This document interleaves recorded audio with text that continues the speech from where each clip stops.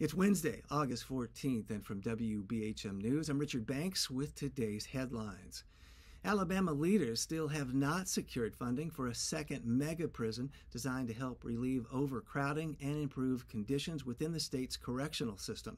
2 new prisons were proposed in 2021, each to house about 4,000 inmates. One is already under construction in Elmore County at a cost of more than $1 billion, about a third more than originally projected.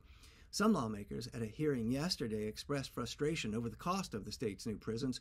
The Alabama correctional system faces an ongoing U.S. Department of Justice lawsuit that says poor conditions in the state's prisons violate the U.S. Constitution.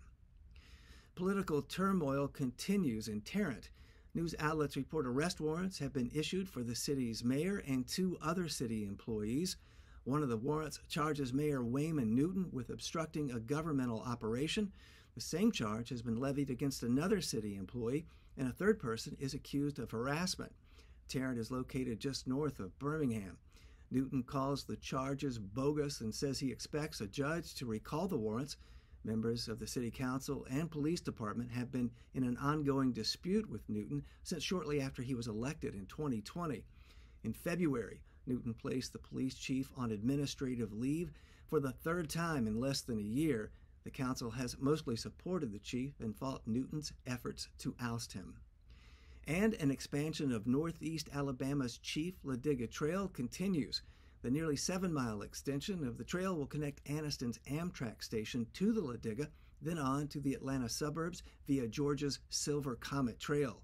The 2 trails together, which are especially popular with cyclists, cover more than 100 miles. The trail extension had been expected to run more than $7 million, but the Anniston Star reports Anniston officials found a way to cut more than $600,000 from the cost. The project is expected to be completed next summer. The Ladiga Silver Comet system is already one of the longest paved trails in the country. You'll find more news anytime at WBHM.org.